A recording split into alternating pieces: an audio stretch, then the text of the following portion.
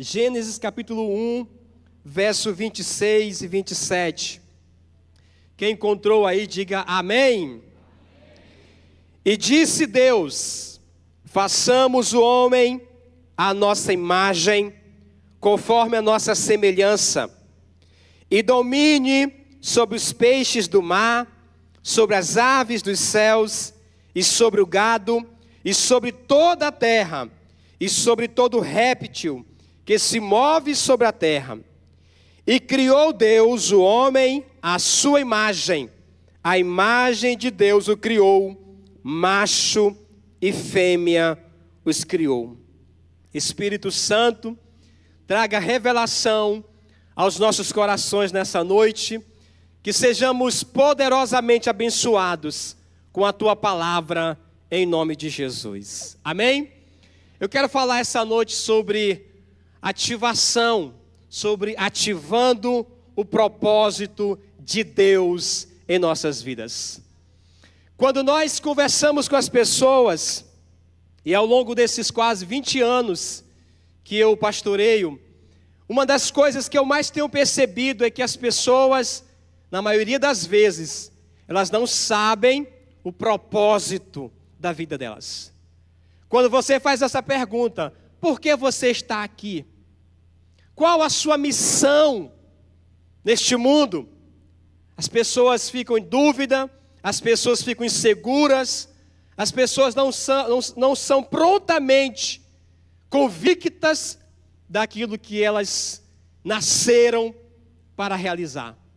Então, quando nós nos propomos a falar de propósito, nós precisamos ir para o início. Amém? Nós precisamos ir para o início, porque a melhor forma de saber sobre o propósito é você ir para o início, como tudo começou. Então, por isso a minha leitura de Gênesis, Deus, em uma reunião, porque ele diz assim: façamos, não era só Deus que estava presente, estava lá o Pai, o Filho, o Espírito Santo, estava toda a corte angelical, e Deus diz: façamos o homem. E a expressão aqui, a palavra homem, se refere tanto à mulher como o próprio homem. É a natureza humana. Deus diz: façamos o homem à nossa imagem, conforme a nossa semelhança. Aleluia! Então aqui Deus começa a revelar o seu plano. Deus começa a revelar a sua vontade para o ser humano. Então nós precisamos entender algo aqui hoje. E o propósito da vida de uma pessoa é o porquê. Por que eu nasci? Por que eu estou aqui? Mas não tem como você entender o porquê se você primeiro não entender o quem. O quem é o Criador. Quem me criou? O quem é o próprio autor, é o próprio fabricante, é a própria fonte. Então, se eu quero entender sobre propósito, eu tenho que entender quem me criou, quem me deu a vida, quem soprou em mim o fôlego de vida. Quando você conhece quem, então daí você pode então entender o porquê. Se eu sei quem é Deus, se eu sei a grandeza de Deus, se eu sei a soberania de Deus, se eu sei a majestade de Deus, então eu vou entender o porquê que Ele me criou. Amém? Então eu vou entender o porquê que Ele me formou. E aí, sobre o propósito, tem duas coisas importantes. Primeiro é o propósito universal. Toda pessoa tem o propósito universal. Esse é unânime para todos, sem exceção. Qual o propósito universal da minha vida e da sua vida? É glorificar a Deus. Esse é o propósito universal. Glorificar a Deus. Você nasceu para glorificar o nome do Senhor. Olhe para o irmão do seu lado e diga: meu irmão, você nasceu para glorificar o nome do Senhor. Vamos dar um aplauso a Jesus por isto?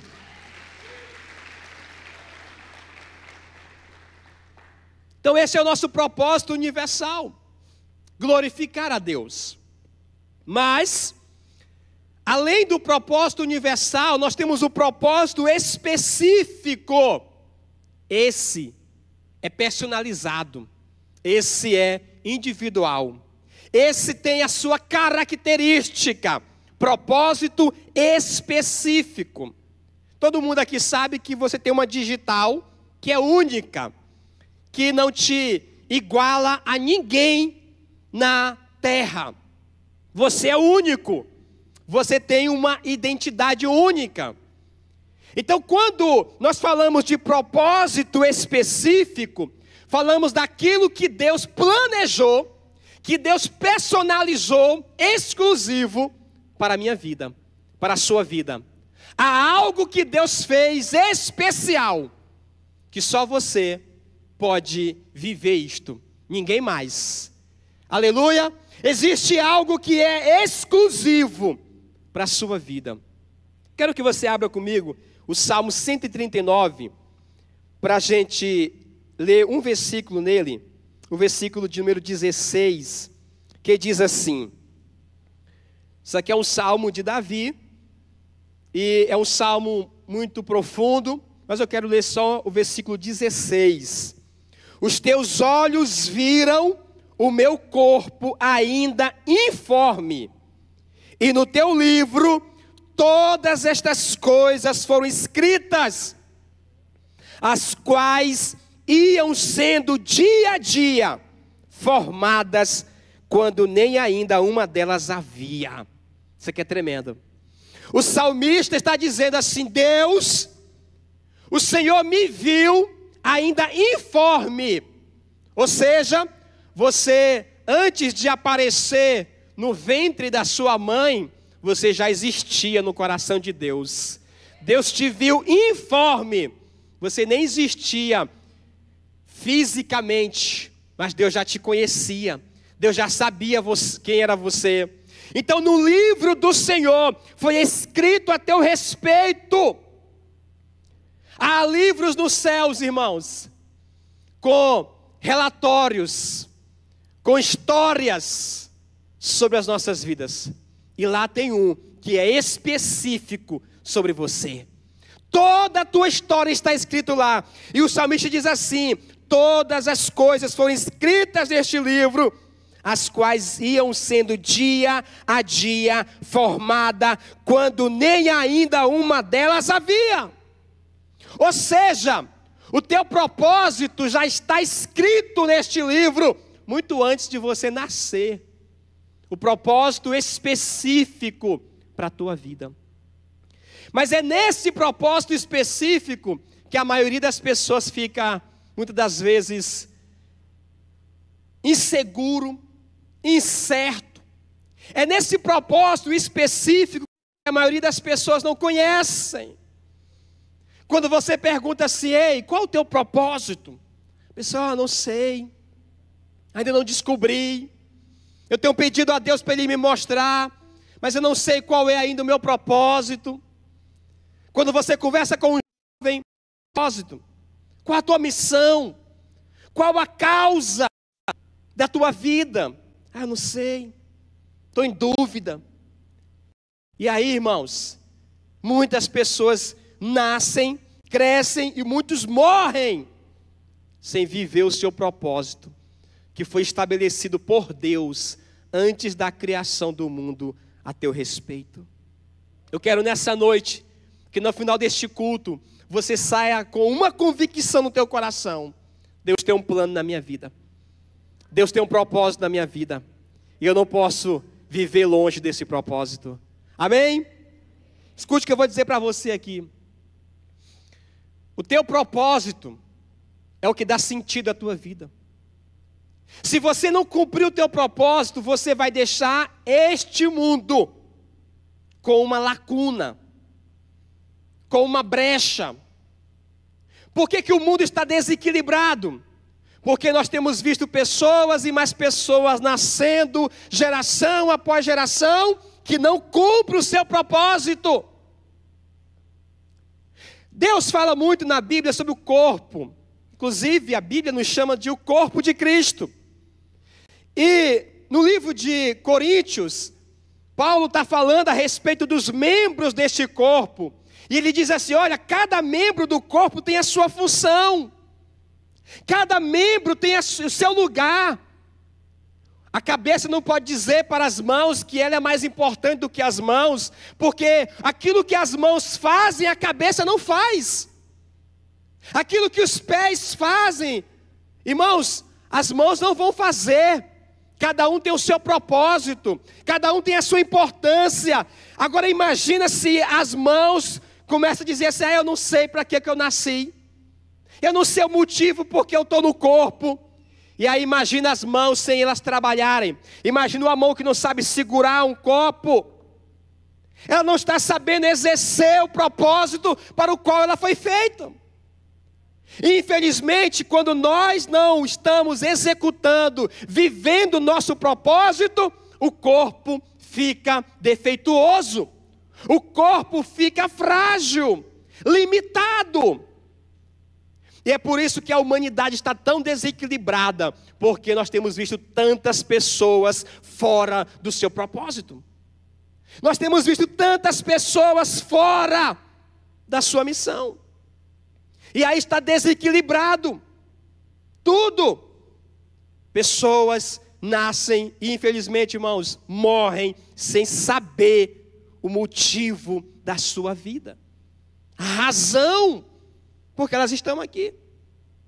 Eu quero que você, se você puder, você escreva as 5 perguntas mais importantes da sua vida. Se você puder, escreva essas 5 perguntas que eu vou falar aqui hoje.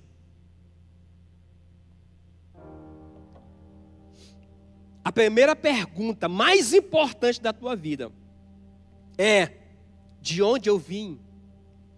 Faça essa pergunta para você, me diga assim: de onde eu vim? Essa pergunta é uma pergunta de origem. Se você quer entender sobre propósito, nós precisamos fazer essas 5 perguntas. E a primeira pergunta é: de onde eu vim? Você sabe a sua origem? Essa pergunta é uma pergunta de origem. Alguém vai dizer assim: pastor, a minha origem é a barriga da minha mãe. Eu vim do ventre da minha mãe. Não, você não veio do ventre simplesmente. Você passou por lá. Você veio, sabe da onde? Do coração de Deus. Você veio do coração de Deus. A sua origem é o coração de Deus.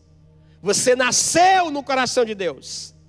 Então, quando eu quero descobrir sobre o propósito, a primeira pergunta que eu tenho que fazer é: de onde eu vim?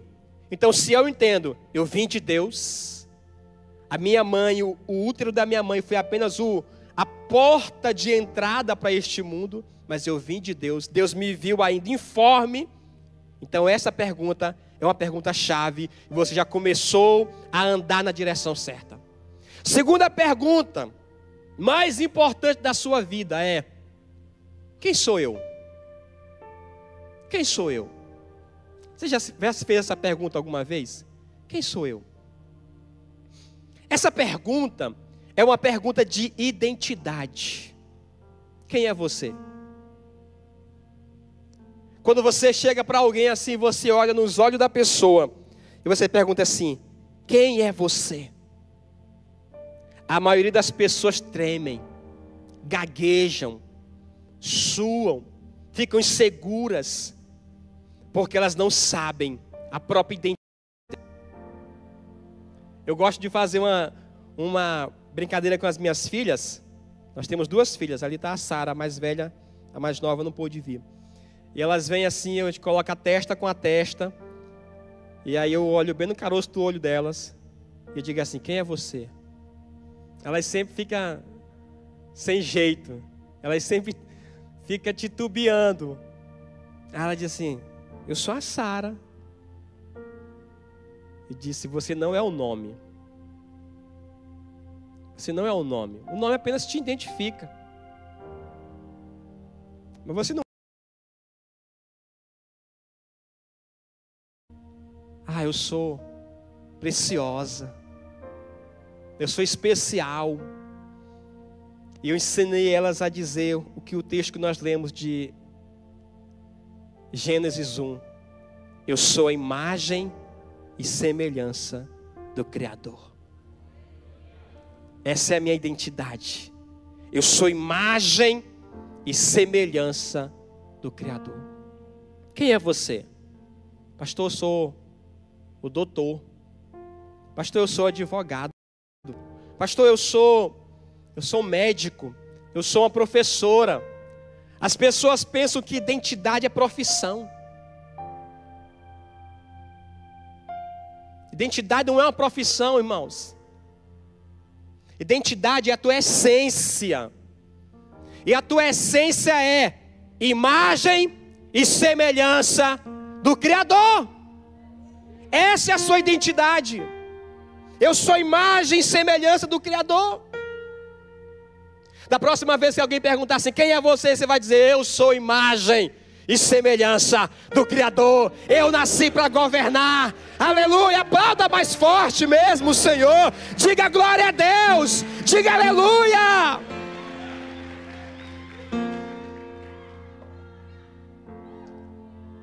Você é a imagem.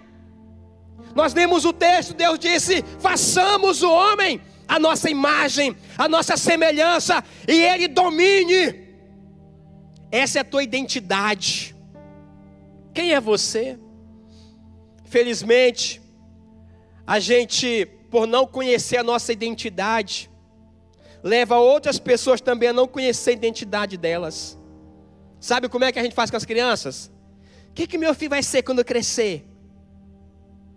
Quem aqui já ouviu isso? Essa pergunta. O que você vai ser quando crescer, meu filho? Ah, eu vou ser policial. Ah, eu vou ser... Sabe, as pessoas estão esperando o amanhã e elas estão projetando que elas vão ser uma profissão. Que elas vão ser uma função. Ah, eu vou ser isso, eu vou ser aquilo. E aí quando a gente ensina errado para a criança, quando a gente instala na mente da criança a informação de que ela vai ser uma profissão, ela vai pensar que é aquilo. Não, irmão, não diga para uma pessoa, para uma criança, quem você vai ser quando crescer. Porque não é que ele vai ser, ele já é. Você já é imagem e semelhança do Criador. Agora, você vai exercer uma função, uma profissão um dia. Você não é médico, você está médico. Você não é o professor, você está um professor. Porque você pode mudar isso aí. Você está, você não é. É identidade. Eu sou imagem e semelhança de Deus. Isso nunca vai mudar para quem entende. Amém? Glória a Deus. Você é a imagem e semelhança de Deus. Então essa é a segunda pergunta mais importante da sua vida. Quem sou eu? Terceira pergunta mais importante da sua vida é: por que eu estou aqui? Por que eu estou aqui? Essa pergunta é a pergunta de propósito. Qual a razão da minha vida? Qual a minha missão? Por que eu estou aqui? Tem pessoas aqui hoje que pensam assim: ah, pastor, a minha vida foi um erro. Você não conhece a minha história. Não era nem para me ter nascido. Porque eu fui abandonado. Eu não sei quem é meus pais. Eu fui rejeitado. Minha mãe tentou me abortar. Ah, pastor, eu não sei por que eu estou aqui. Eu acho que não é nem para me ter nascido mesmo. Porque a minha vida é só sofrimento. A minha vida é só decepção. A minha vida é só perdas. Eu não sei por que eu estou aqui. Porque eu nasci para sofrer. Eu nasci para que tudo dê errado na minha vida. Tudo que eu tento dá para trás. Eu não sei por que eu estou aqui. As pessoas não sabem o propósito da vida delas. Elas não sabem porque elas estão aqui. Ei, irmãos, escute isso. Você está aqui, sabe por quê? Porque existe um propósito de Deus para a tua vida. E independe da maneira que você nasceu esse propósito. Independe das circunstâncias que você passou, se você foi traído, se você foi abandonado, o propósito de Deus continua de pé. O que Deus escreveu a teu respeito, Ele não voltou atrás, Ele não mudou, Ele não ficou decepcionado, arrependido. Poxa, eu errei em ter planejado isso para essa pessoa. Não! O que Ele planejou para a tua vida está de pé. É o teu propósito. Você nasceu com uma missão. Você nasceu com um propósito. Essa pergunta é muito importante. Por que eu estou aqui? A quarta pergunta mais importante da sua vida é: o que eu posso fazer? Essa pergunta é uma pergunta sobre habilidades, talentos, dons e capacidade. O que eu posso fazer? Quais os meus talentos? Quais as habilidades que eu tenho? Quais os dons que eu tenho que me diferenciam? É o que eu posso fazer. Existem em você dons, talentos, irmãos, que não existem em nenhuma outra pessoa na face da terra. É por isso que a Bíblia nos faz dependentes uns dos outros. Porque o que eu não tenho, mas preciso, Deus coloca em outra pessoa, para que aquela pessoa me complete naquilo que eu não tenho. O dom daquela pessoa completa aquela debilidade na minha vida. O dom da minha vida, o talento que Deus me deu, completa a vida daquele outro. Por isso que a gente precisa um do outro. Porque cada um aqui tem dons e talentos que Deus deu, que são joias preciosas, e que se você não executar, se você não viver, se você não colocar para funcionar, vai deixar alguém vazio, vai deixar alguém com um buraco, porque o teu dom, a tua habilidade preenche a minha debilidade. Qual o teu dom? Quais as tuas habilidades? É o que você pode fazer. Amém? E tem pessoas aqui, irmãos, que têm habilidades extraordinárias. Habilidades tremendas, coisas assim que você diz: meu Deus, isso é do céu. Porque o que essa pessoa faz é algo extraordinário. E a quinta pergunta mais importante da sua vida é: para onde eu estou indo? Para onde eu estou indo? Essa pergunta é uma pergunta sobre destino. E aí ela tem duas vertentes. Para onde eu estou indo aqui, enquanto estou neste mundo, e para onde eu estou indo na eternidade. Qual o teu destino na eternidade? O teu destino na eternidade é a tua origem. Porque você veio de Deus e você vai voltar para Deus. Ele é a tua origem e Ele é o teu destino. Mas também o teu destino aqui, como pessoa nessa terra. O que você está construindo, o que você está realizando, qual o teu alvo, qual o teu projeto, para onde você está indo, irmãos? Quem não sabe para onde está indo, qualquer lugar serve. Você pegou isso?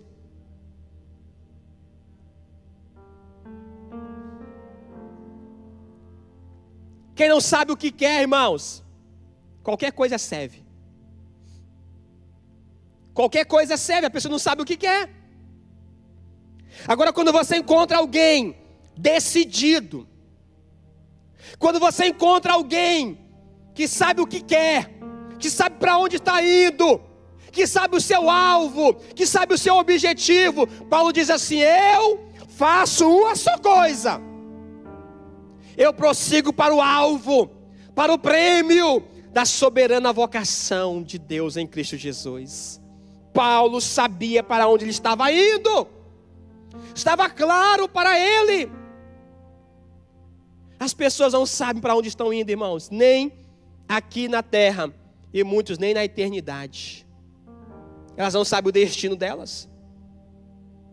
E aí quem fica aventurando para em qualquer lugar, se conforma com qualquer coisa, porque não sabe o seu destino, não sabe o seu alvo, o seu propósito. Qual o teu propósito? Essas 5 perguntas, eu quero que você grave elas em seu coração. De onde eu vim? Quem sou eu? Por que eu estou aqui? O que eu posso fazer? E para onde eu estou indo? Essas 5 perguntas, uma vez que você conhece elas, que é a sua origem, a sua identidade, o seu propósito, as suas habilidades e talentos e dons e o seu destino, então aqui você vai começar a descortinar na tua vida tudo aquilo que Deus planejou para você viver, escrito no livro dele. Amém? Agora, pastor, como é que eu posso fazer? A maioria aqui de vocês tem um celular na mão. E quando o celular fica com vírus, quando o celular fica travando, quando o celular fica cheio, qual a solução para ele? Deixa eu ouvir vocês falar. Mais alto. O que significa formatar? Hã? Não. O que significa formatar? Fala mais alto, pastor. Voltar o quê? Voltar às configurações originais. Formatar significa voltar à forma original. Sabe por que a gente tem errado tanto o nosso propósito? Porque a gente foi deixando entrar em nós vírus deste mundo, do pecado. Fomos deixando entrar palavras limitantes em nossos coraçõos. Fomos deixando entrar dentro de nós palavras que nos machucaram, que nos feriram. Por exemplo, imagina um pai que diz assim para um filho, ou a mãe que diz para a filha: tu não presta, tu não vai dar nada na vida, tu nasceu para me dar trabalho, tu vai ser uma prostituta. Eu cuidei de um rapaz que se tornou homossexual só porque ele ouvia da boca da mãe dele assim: tu vai ser um gayzinho, é o teu jeito. Olha o jeito que tu quer, tu se veste, que tu anda, tu vai ser um gay. E sabe o que aconteceu com ele? Se tornou um gay mesmo. De tanto ele ouvir. Sabe, Deus nos criou à imagem e semelhança dele. As nossas configurações originais são essa. Eu sou imagem e semelhança de Deus. Eu nasci para governar. Eu nasci para viver uma vida extraordinária. Eu nasci para marcar a minha geração. Mas aí, meu irmão, você caiu neste mundo. E aí o mundo começou a te desconfigurar. O mundo começou a instalar em você aplicativos que não são originais. O mundo começou a colocar em você tanta coisa e vírus. Você começou a ficar pesado. Você começou a travar na vida. E tem gente aqui que a vida está travada no casamento, travada na vida emocional, travado. Pastor, estou travado. Não consigo mais nada. Estou pesado, estou cheio, memória cheia. Não consigo mais sonhar, não consigo mais projetar para a minha vida nada, não consigo mais desejar uma história nova, estou cheio de pensamentos que não vai dar certo, porque eu já tive derrotas atrás, e isso tem me prendido a ousar de novo. Tanto lixo dentro da gente, irmãos, tanto lixo na nossa alma, que está soterrando o nosso propósito, que está encobrindo a nossa missão. Tanto lixo que a gente foi recebendo ao longo da vida, e isso vai nos limitando, nos travando. Sem falar daqueles que dizem assim: você não pode, Sabe, você já viu o carro? Lá o carro tem o velocímetro. Aí lá diz assim, esse carro pode andar até 200 km por hora. 240 km por hora. O carro foi fabricado para andar 200 km por hora, 4, sei lá quantos km por hora. As configurações do fabricante, no manual do fabricante, diz, esse carro pode entregar isso. Pode apertar que ele entrega. Ele foi fabricado para fazer isto. Aí você vai lá e compra o carro 0 bala. Ele sai da fábrica com todos o seu potencial para entregar. Quando você coloca ele na BR, quando você começa a apertar o acelerador, primeira coisa que aparece assim, velocidade permitida 110 por hora. Aí você tem que tirar. Eu não posso entregar o que o carro foi feito para fazer, porque tem uma placa que está me limitando. Tem uma lei que está me limitando, então eu tenho que andar dentro dessa regra, dentro dessa lei, e eu não posso então entregar o que o carro foi fabricado para fazer. Deus, quando nos criou, Deus nos criou para entregar coisas extraordinárias. Quando o fabricante nos fez, Ele fez a gente para entregar o melhor. Mas quando você nasce, você vem todo empolgado, você vem todo cheio de... Aí alguém diz, opa, meu filho, aqui não é assim não. Aqui a gente faz diferente. Baixa o facho, viu? Fica na tua, aqui não é assim não. Aí alguém colocou a placa de 110 para você, e você deu uma brecada. Opa, rapaz, eu pensava que eu podia ir com todo o gás. E aí você começa a ouvir, olha, não pode isso, não pode aquilo, e não pode fazer assim, porque assim não pode, e não está certo. E você vai ouvindo, e meu irmão, daqui a pouco você está andando tão devagar na vida,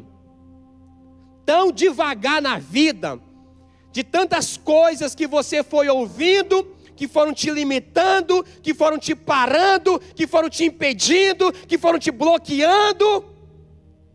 E aí você está lá, você vê no teu velocímetro 240 e você só anda a 60. Diz, poxa, não estou entregando aquilo que eu nasci para entregar na vida.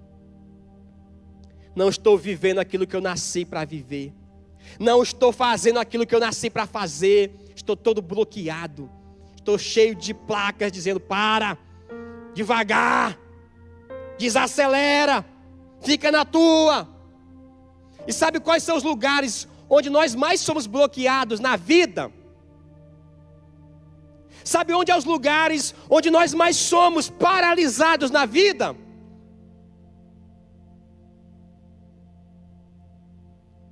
A maioria começa com P. Eu acho que todos começam com P. Pais, professores, políticos e pastores.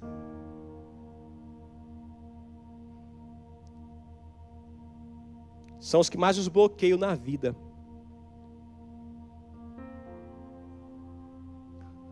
Os pais bloqueiam os filhos. Irmãos, o lugar onde você, em top 1, onde você é mais bloqueado na vida, é na sua casa. É lá que você ouve as palavras que mais te machucam na história da tua vida. É lá que você carrega as maiores feridas da tua vida, da tua casa. Foi lá que você ouviu uma palavra que te parou no tempo. Foi lá que você ouviu uma palavra que te bloqueou e você não conseguiu mais vencer em nada. Pais que bloqueiam seus filhos. Os políticos nos bloqueiam. Não, vocês têm que ficar de vocês. Não precisa estudar muito não, porque se estudar vai entender as coisas, né?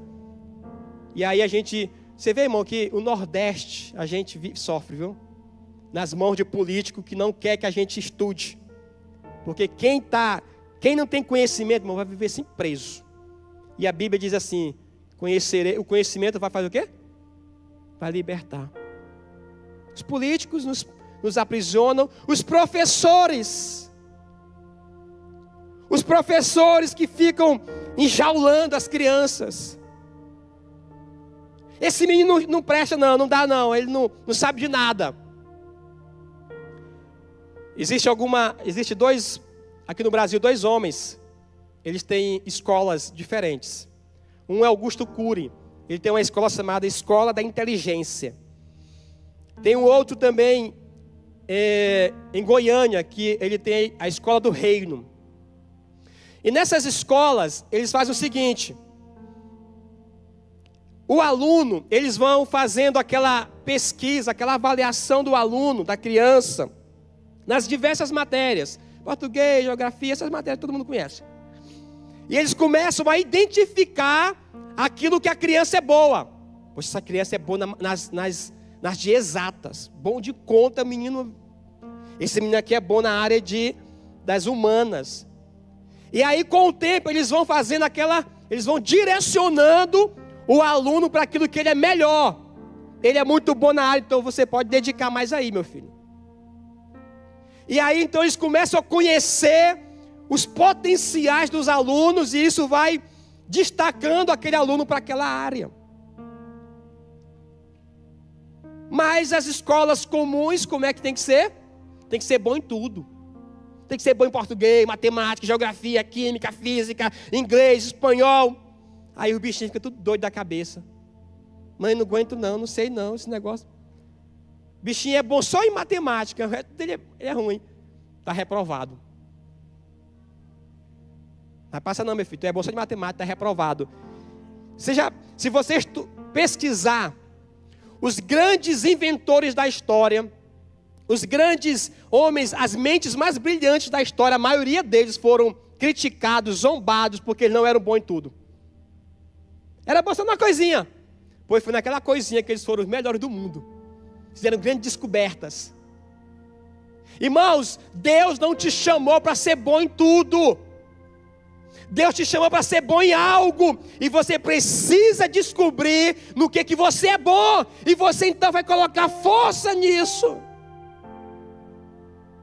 Mas a gente é bloqueado na escola pelos professores. Reprovado. Aí a gente desiste. Sem falar, o professor diz, tu é burro, menino. Não é porque ele é burro.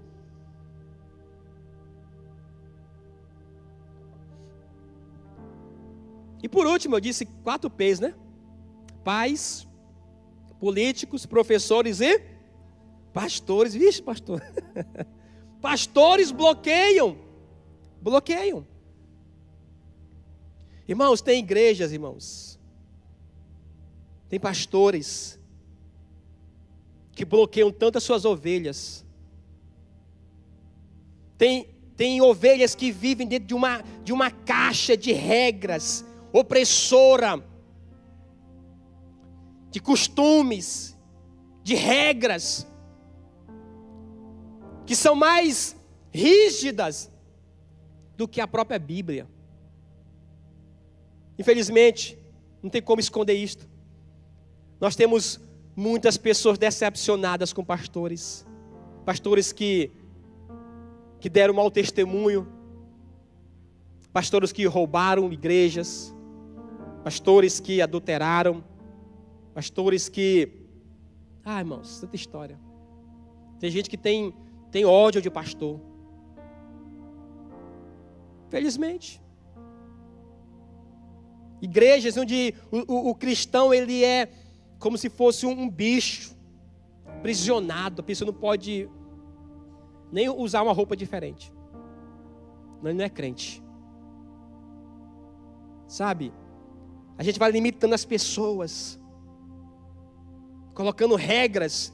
Jesus falou assim para um grupo lá, vocês colocam tanto, vocês andam o mundo todo para fazer um prosélito. Prosélito é um discípulo. Quando vocês fazem vocês tornam ele mais filho do inferno, mais filho do diabo do que vocês. E eles eram os detentores da lei daquela época, os fariseus. Mas eram tão legalistas, eram tão cheios de regras, de preceitos, de tanta coisa, que Jesus chocou com eles. Era eles que ensinava a palavra. Sabe, irmãos, tem muita gente presa por tantas limitações na vida. Pastor, como eu posso descobrir o meu propósito? Seu propósito tem a ver com seus dons, com a sua habilidade, com os seus talentos e com a sua capacidade. Quer saber o teu propósito? Olha naquilo que você é bom. Descobre aquilo que você é bom. Pastor, eu sou bom para pintar, qualquer coisa de pintar. O teu propósito está ligado diretamente a essa área aí. Pastor, eu sou bom na área de computador. Eu pego um computador, eu desenrolo ele, joga na minha mão qualquer maquinário que eu conserto. O teu dom, o teu propósito está ligado a isso aí. Pastor, eu sou bom na área de números. O teu propósito está ligado a isso aí. Você nasceu para fazer isso aí. O teu propósito está ligado ao teu talento, ao teu dom, à tua habilidade.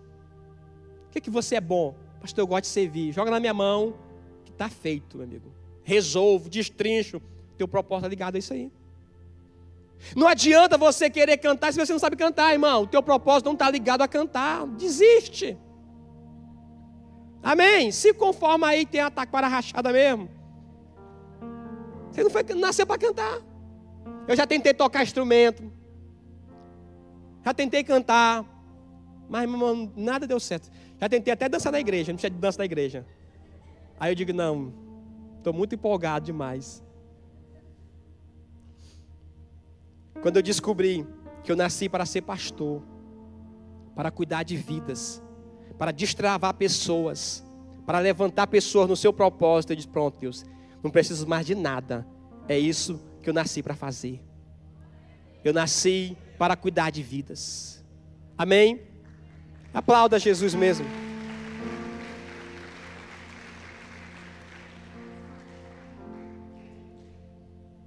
Estou passando meu horário já.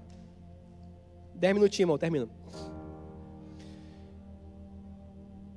Como descobrir o teu propósito?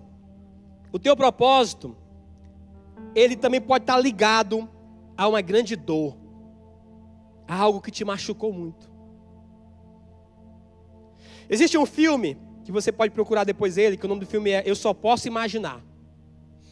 Esse filme, ele é o nome de uma música, que é uma das músicas mais tocadas da história dos Estados Unidos. É uma música cristã.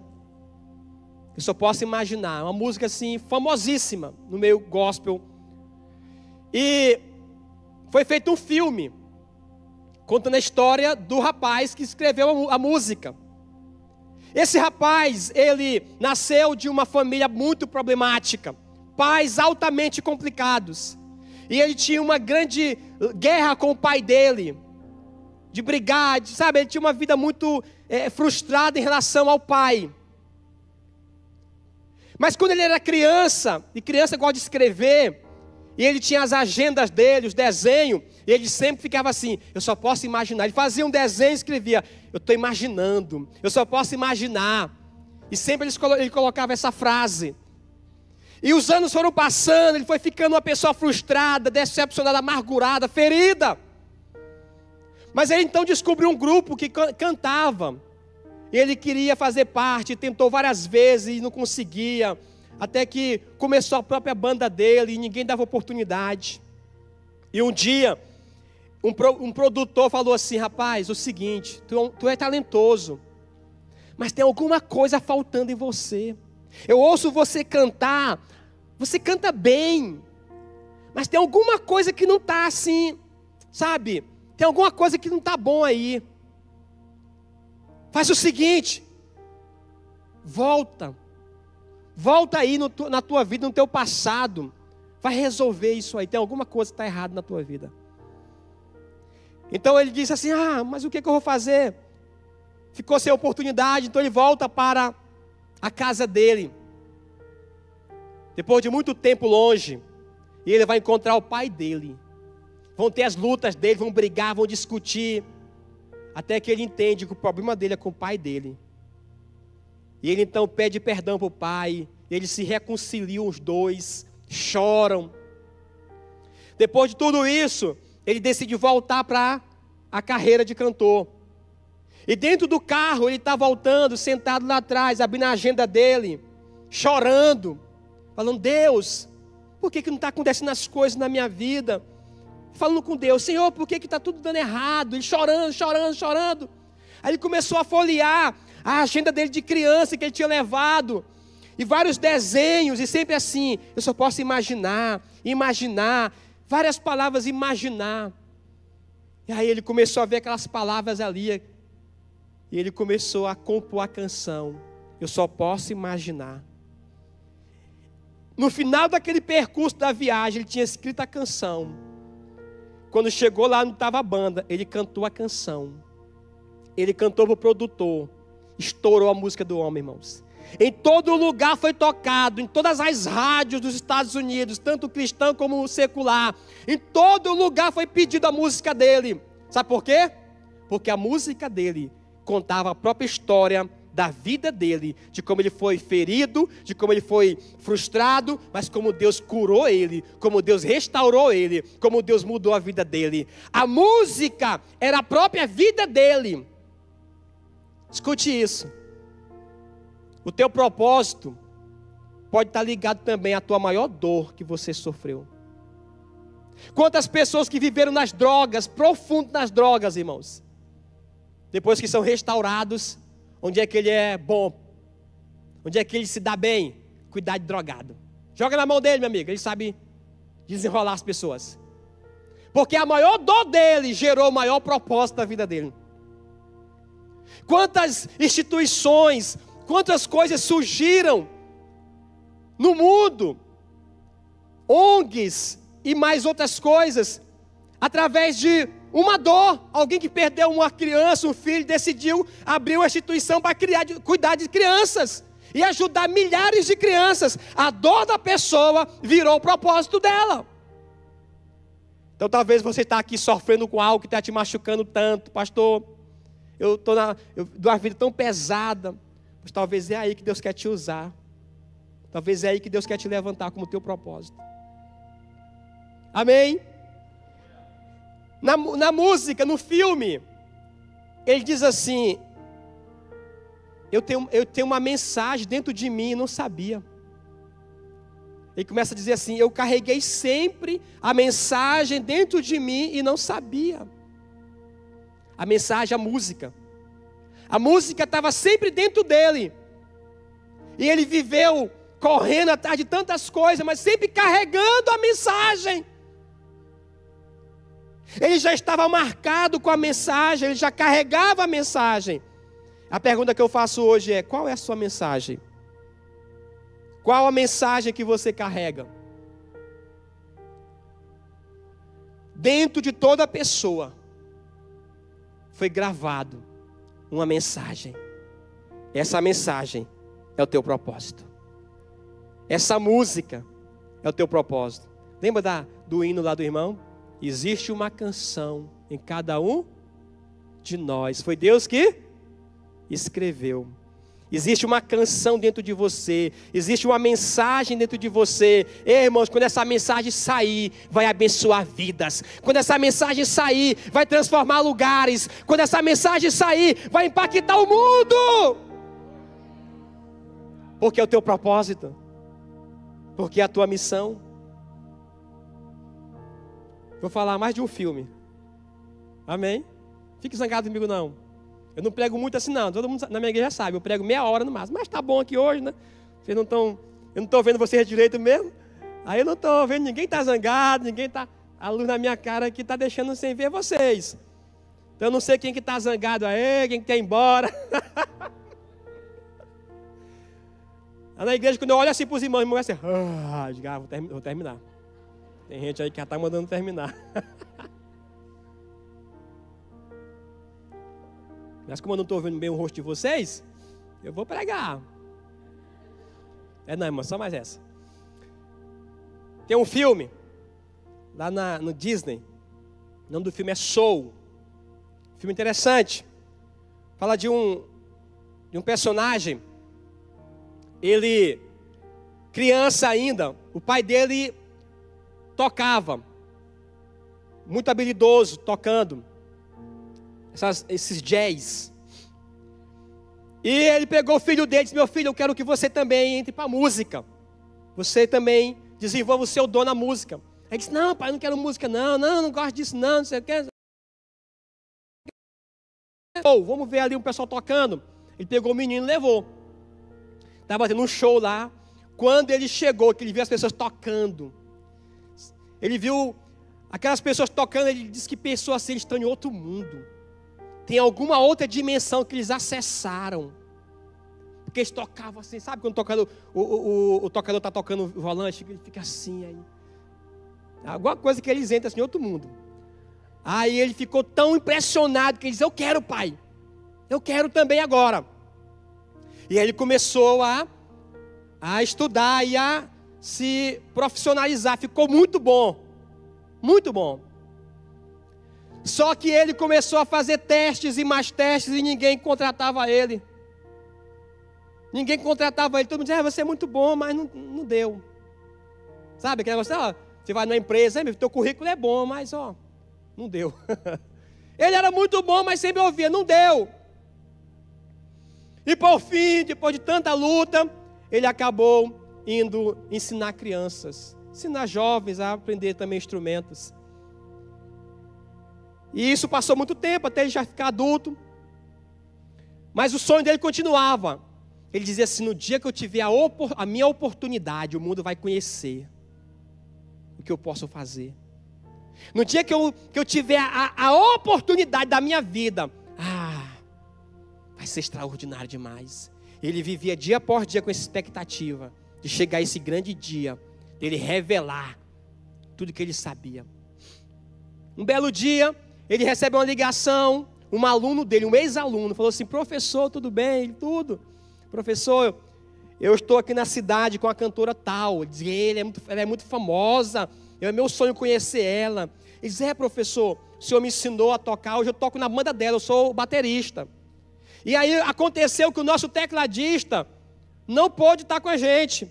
E aí tem uma vaga aqui, eu pensei no senhor nos ajudar aqui nessa turnê. Ele disse: pronto, estou dentro, pode contar comigo. E aí ele vai, irmãos, tocar com ela. E aí quando ele está tocando lá, ele começa a ficar naquele êxtase, né? E toca, toda aquela noite, suado. Quando termina o show, todo mundo vai embora. Aí eles saem para a porta do local. Ele olha para a cantora e pergunta assim: e agora? E agora? Ele diz assim: e agora o quê? Ele disse: não, porque eu passei a minha vida toda esperando esse dia. E eu pensei que quando eu fizesse isso, a minha vida ia mudar assim. Pá! Eu ia viver outro mundo. E agora, o que a gente faz? Ela falou assim: a gente volta amanhã e faz tudo de novo. Ele ficou assim, frustrado. Ela disse: eu vou te contar uma história. Havia um peixinho,